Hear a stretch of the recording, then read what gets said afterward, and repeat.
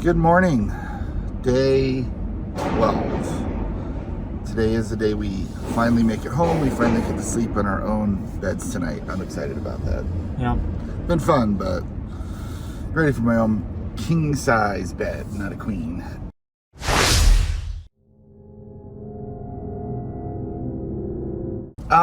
We're driving all the way back down the parking garage, all 10 floors, because Michael wanted to go to the top, which we did. Who wouldn't want to go to the top of the parking I did get a cool picture on the top.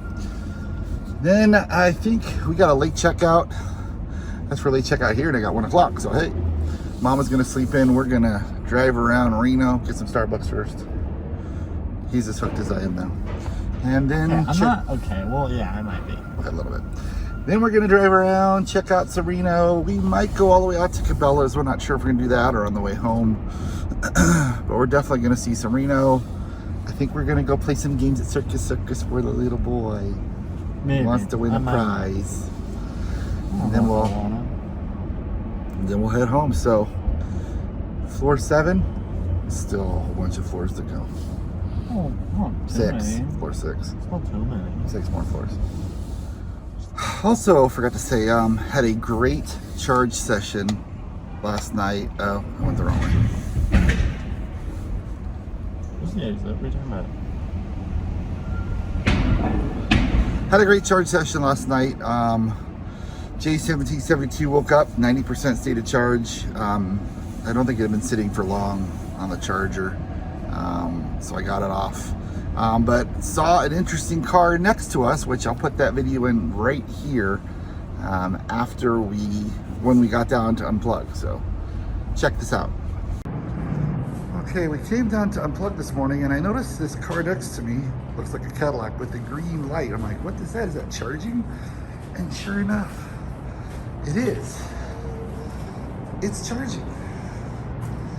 So the green must mean it's charging. It's like a J1772. Doesn't look like it can do more than a J1772 though. Not like it can do CCS because it doesn't have a bottom part. But it's a Cadillac ELR. That's very cool. Very cool car. I'm gonna have to look into it, but looks like I said, it'll only do the J1772. So, pretty cool. All right, let's get going. Explore Reno a little bit before Mom wakes up. Oh my. That's our hotel, and the superchargers are right inside that fence right there, Michael. Oh, interesting. There they are. Oh. Right there. I know. I saw them. You don't have to pull over. I wonder how you get in there. Secret. Into the parking. We're just doing circles. What the heck? I don't want to do circles. This is lame. I'm saying the same stuff. Well, I'm recording it for the viewers now.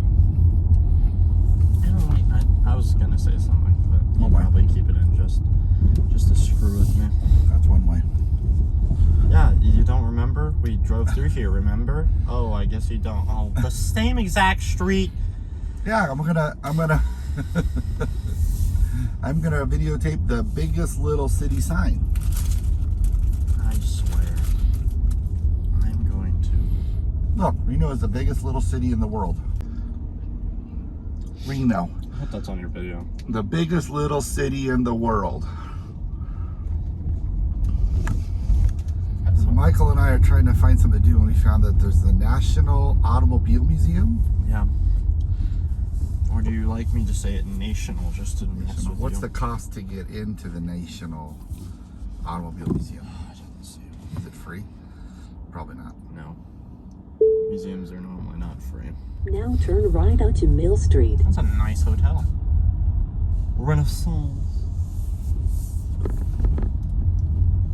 It looks pretty big. In One of 500 America's top 10 feet, turn automobile left onto museums. Museum It is Drive, worth it, though. then turn It's left. down there.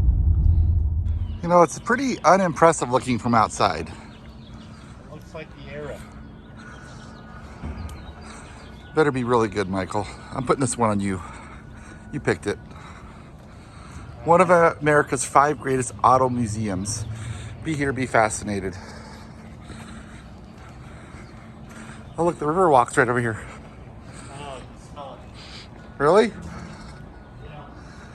This is the Truckee River, I think, coming right through downtown Reno. Where's the entrance? That away. Keep going. Sorry, I was distracted by water. Thank you, sir. Dun, dun, dun.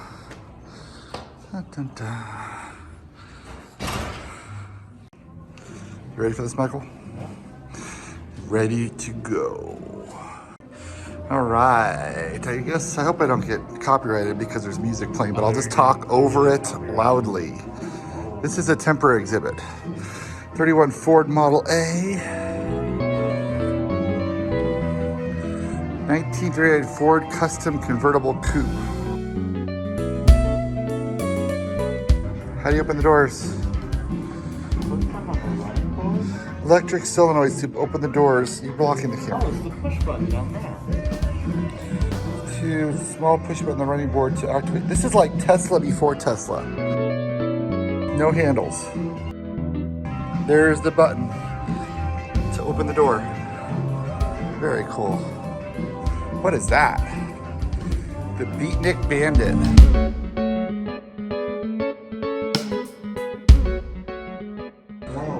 It was a subject of a plastic model and a Hot Wheels. I remember this Hot Wheel, Michael. I remember this Hot Wheel.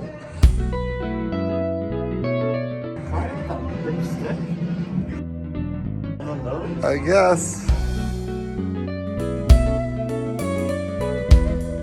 That is cool. I remember this Hot Wheel though, dude. I seriously do. I think I had it. Looks like they're working on cars in here. What is that? 1934 Dynamaxion. It's the only original of 3 Fuller-made cars still in existence.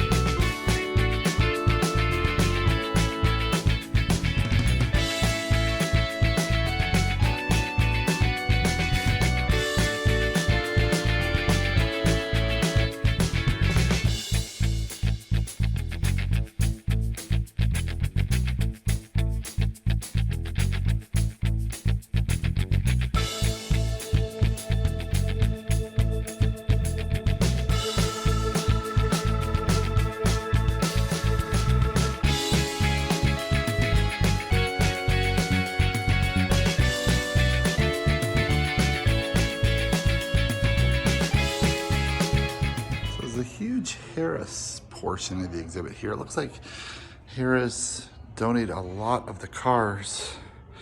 In fact, it says it was the Harris Automobile Collection originally. Now it's the National Automobile Museum, and Harris, as we saw, is no longer in Reno. They're basically left the hotel in March of 2020, and there's no longer any Harris in Reno, which is sad. So very interesting. William Fiskara, opened the first bingo hall, and then he opened the first casino, and eventually it was the largest casino public corporation in the world until he died. And because he had so much estate tax and he was cash poor, they couldn't afford to pay the estate tax. So they ended up selling to Holiday Inn. Holiday Inn became Caesars. Caesars grew huge, but then they had so much debt, they had to close this Harris down because it wasn't making any money anymore. So that's why Harris is closed. So it sounds like 175 of these cars were in his personal collection that were donated to the museum. And the museum was actually his museum until it became the National Automobile Museum. So amazing. Sad at the same time that Harris is no longer around. At least not in Reno.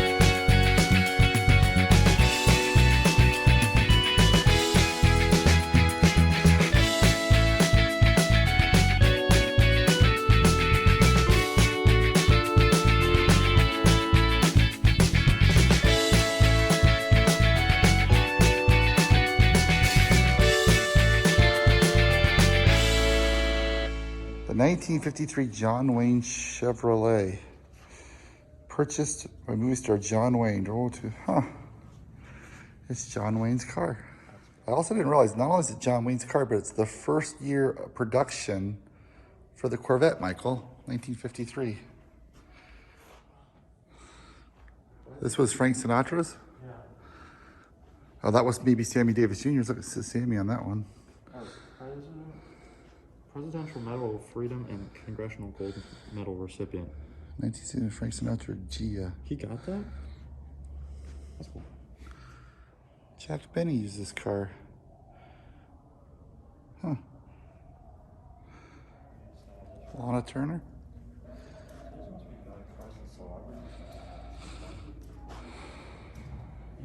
Only 6 built and only 4 known to exist. 1941 Lana Turner Chrysler. That's Elvis's? I didn't know that. 1973 Cadillac. This was given to Elvis Presley. A gift to Elvis Presley from his father. Herman Presley. That's cool. Flying Caduceus.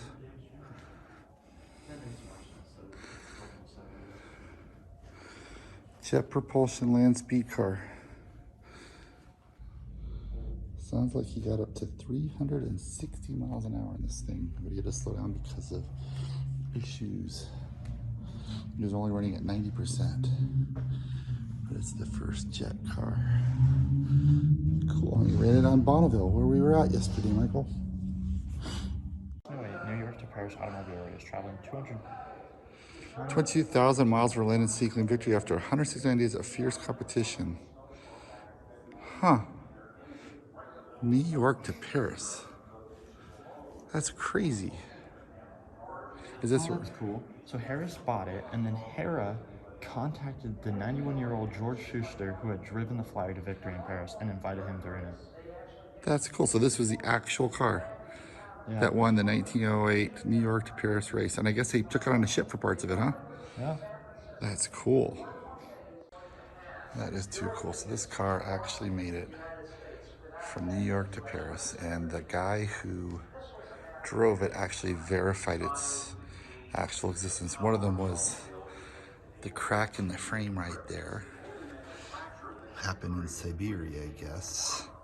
There were some initials carved in the back of the seat, and there was a clutch that was replaced. And the guy who drove it actually validated that this was the car.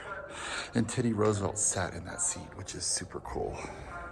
They restored it and then they patinaed it so it would look like the original. Even the broken headlight, which happened and almost allowed them not to win the race because the mayor of Paris would let them enter without 2 functioning headlights. So they had to strap a bicycle with a light to the front of the car so they had 2 working headlights. So pretty impressive. That is super cool. National Historic Vehicle Register, number 12. That is super cool. It's one of the best cars in the museum. And over here, looks like we have a Tesla Roadster. One of the other awesome cars in this museum. 2008 Tesla Roadster. Founder Series Roadster. It was the 10th Tesla made? Where's the charge port? I wonder if it's bricked or if it functions. It'll probably function. Well, it's probably out of charge, but they could probably charge it.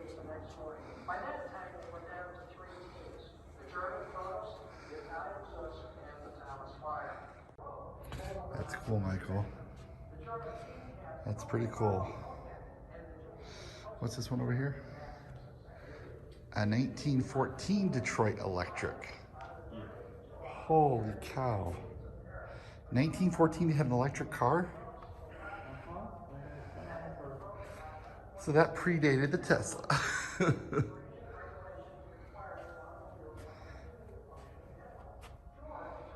That's pretty cool. If you guys are ever in Reno, Nevada, definitely check out this museum. Very, very cool cars. Hope we captured a little bit of how cool they are. But now we're gonna head out and see what's going on with Mom. Very cool. Oh, exit this way.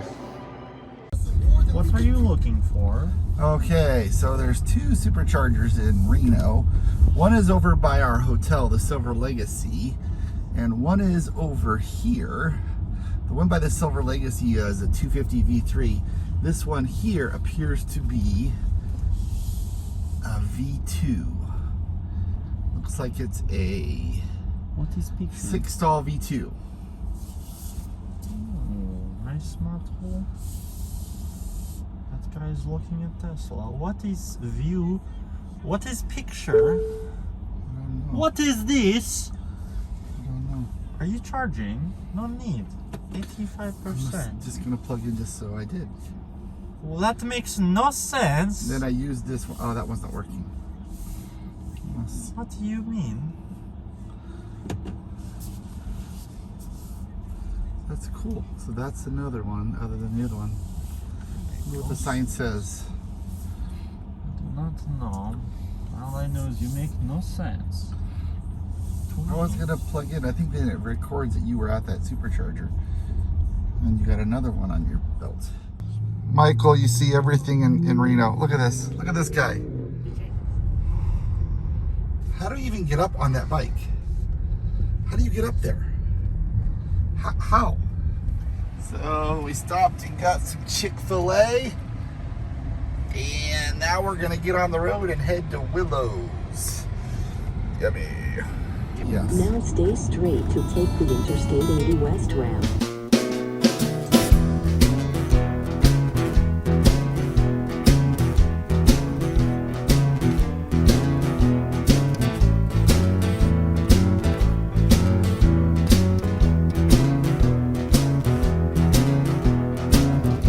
Well, I missed it, but we're back in California. I got a picture of the sign I'll put up right now. We are almost home. We got a graduation tonight, then we'll be home tonight in our own beds, which we're all excited about.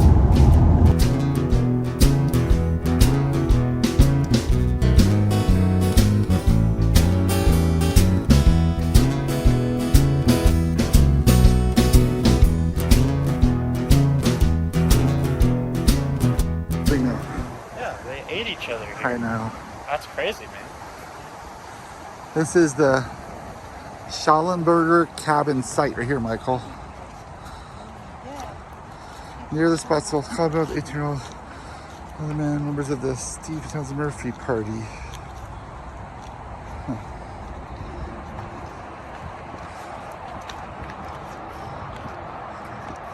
Donner Camp.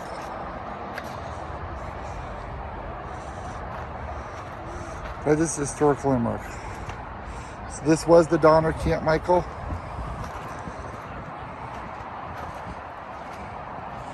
Pioneer Monument, all immigrants who follow the Truckee River into California. Nearby, trapped by snow, half the Donner Party died from cold and lack of food. Donner Memorial Community led an instance for the monument. So this is the monument for the Donners. John McQuarrie, was he in the party, Michael? Yep. Okay, let's go see John McQuarrie.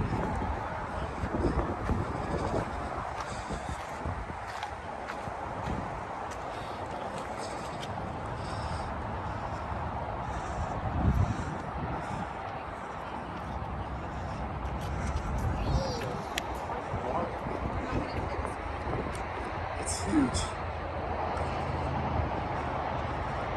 Girl to risk and find trust the brunt of fate. Wow. Michael, you finally came to the Donner Party Summit. Your picture of me? Sure, I will.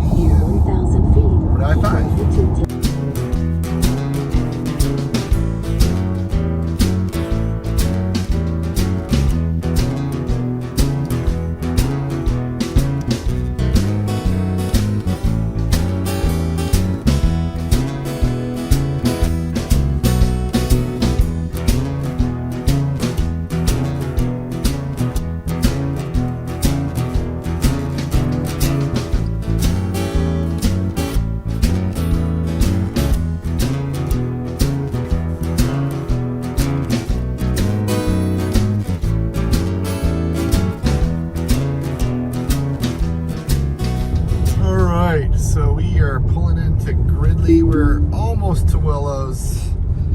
43% stated charge left. Probably have 30 some when we get left. The plan is to do the graduation thing with family, and then after that we're gonna charge up probably in Orland or Corning before we head home. But we've got enough power to get us there, and the car is just gonna sit, so should be fine. We should be able to get to Orland for sure, which is about 17 miles away. So this is Gridley. We're almost there. So close. Not have your phone in your hand. All right, continue on. All right, so we are pulling into Willows. We still have to go charge after we're going to have the graduation, have a little party afterwards, and we're going to charge before we head home. We're sitting at 2:15. So that's our last charge in Reno. And I think that's mostly because we were going downhill down in the Sierras quite a bit. We got amazing watt hours per mile. Overall for the trip, 293. And go to the chart. We're pretty close to what we predicted. So predicted 30, 31. I think we're going to actually, by the time we get to the house, be at 30 or 29 because it's putting the center of town and they live a little bit closer towards the freeway. So not too shabby. Pretty happy with that. 215. That's amazing. So we're gonna check in and spend some time with family, and then we'll catch you guys after the graduation when we go to Corning to charge. So see you in a bit. Okay, so we left the graduation. You can see it's dark now. And we drove to Corning, which was about 30 miles up the road. We're down to 16%, 14%. We were sitting at 30 when we got to the house, 29 when we left, a little bit because of Sentry mode. Got us down to 14, plenty of time, and we are gonna plug in and start charging.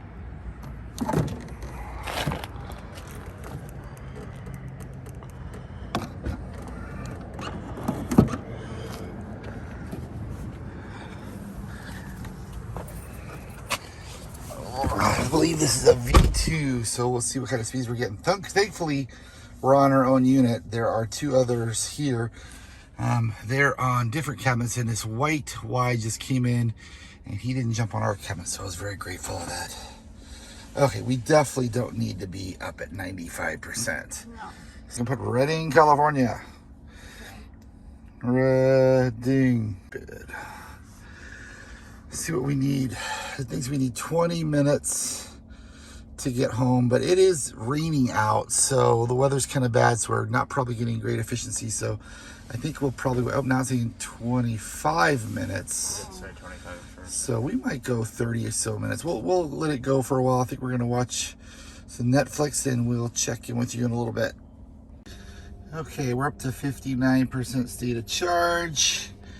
We're gonna get back into Redding with 35, so we can definitely unplug, charge the I'm so tired, the rest of the way home tonight with our home chargers. So let's unplug and get out of here.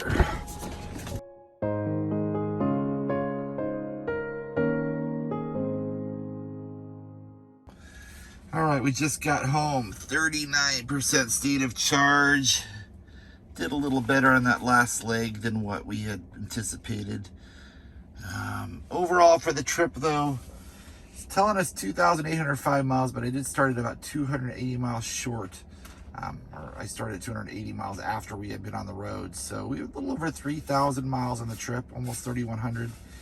825 kilowatts used. Obviously that's going to be a little short too, but 294 kilowatt hours per mile for the whole 2,800 miles. So I'm really happy with that. Did not cost us a penny because we have the free supercharging for a year. I'm tired. It's been a long 12 days. It's been a lot of fun. I got people unloading for me, but I definitely would do it again. I'll touch bases tomorrow morning with some thoughts on the trip and wrap it up. But for tonight, we're tired. We're going to go to bed. Well, we've had time to rest after the trip and relax a little bit, get back to normal in the house, and wanted to just do a follow-up close video on the trip. Overall, the trip was about 3,085 miles, 12 days, 5 states: Oregon, Idaho, Utah, Nevada, California, 5 states. And great trip, great time with family. We had an amazing time, didn't get on each other's nerves, and enjoyed the time seeing our country. Good watt hours per mile for the trip. I attribute that to a lot of the construction traffic that we had that caused us to drive slower, driving through the hills and a lot of downhill driving. So overall, I think it was less than 300 watt hours per mile. It was 294, but that didn't include the first 280 miles, which were pretty flat terrain. So I think overall we probably did really well. Never had really any range anxiety the whole trip. People talk about that. They worry about range anxiety, getting a Tesla and running out of energy somewhere. And we drove to some pretty remote places throughout the state of Nevada in one day, southern Utah, Idaho, eastern Oregon, and never really had an issue. The key to that really is to enter your destination into the car. And the car, with exception of the windy trip back to Nevada, was so accurate every time we got there. If it said we were going to get there with 18%, we got there with somewhere within 1% of what it said. The trip through Nevada, obviously with the headwinds, caused us to lose a lot of efficiency, but once the car recognized the efficiency within the 30 mile range, it was pretty accurate, and we were able to rely on the car. But something to keep in mind, if you're taking off to a place and all of a sudden you start encountering wind, it's going to take a little bit for the computer to figure out what that efficiency is going to be. But again, never had any problems. Even when we went to Bryce, we knew that there was no supercharger anywhere near Bryce. We have to go back to I-15 to get there. But we saw using PlugShare that there was a destination charger at the hotel, one of the main hotels that was in Bryce Canyon City, I believe it was. And so we had no worries. I mean, we still had range to get back to I-15, but we were able to stay at that hotel that night, charge up, and leave town with a full charge the next day. So I guess my advice is trust the computer. Use resources like PlugShare to see where chargers are in your area if they're not superchargers. And like I said, trust the car, because the car is going to get you there. As long as you've entered your destination, you shouldn't have any problems. One of the, I guess, the biggest things is sometimes it charges too fast. I think people complain a lot of times that, well, I'm going to have to wait forever. I'm going to have to wait for hours at a charger. I think the most we waited was probably 45 minutes, maybe 50 minutes. Most of the stops were 30 minutes when we had V3 250 kilowatt superchargers. But even then, we would stop, we would go to the restroom, we would get some food or some drink, maybe walk around a little bit, get back to the car, and the car was sometimes done before we were ready for it to be done. In cases that it wasn't, we pulled up Netflix and we watched some Netflix and enjoyed time together. So really never had a point where we were sitting there going, wish this car would be done charging. It just goes so fast. And because you stop every 2.5, 3 hours, you really get more rested when you get to wherever you're going, because you've had a chance to stop, get out, walk around, get back to the car. Use the car a lot navigate on autopilot. We still don't have full self-driving, so we were able to just let the car drive, let the car do its own lane changes, let the car change intersections. It was great. It takes the stress out of driving. It seems like it's a minor thing, but not having to keep the car in the lane, not having to judge your speed, letting the car be able to pass takes a lot off of you, so you get to your destination less tired. And that's one other thing too, is I didn't use navigate on autopilot enough. When I was in busy cities, especially when I was in Boise, I was not using that, and I missed a couple of interchanges and interchanges on the freeway and had to double back. When I finally started using it when I was on the freeway, it was much easier, because the car will take you from one freeway to the next based on the route that you've chosen. So recommend using Navigate on Autopilot if you have the full self-driving package when you're driving on the freeways, especially big cities, so you don't miss interchanges. So again, overall, great trip. Hope to do another trip this next summer. We have some more videos coming, some other trips we're going to be doing, and some other things that are happening, but more videos to come for sure. So if you like this video, please like and subscribe. It really helps the channel. I think over 80%, 85% of the people who watch my videos don't subscribe. It would be awesome if you could just click on that subscription button. It doesn't cost you anything, and it doesn't require anything on your part. It just will let you see what videos are out there that I've done. And then subscribe, like the videos. It also helps the metrics a lot. It helps people be able to see my channel and see my videos, which I really appreciate. So that's it for this time. We'll catch you on the next video. Thanks for watching.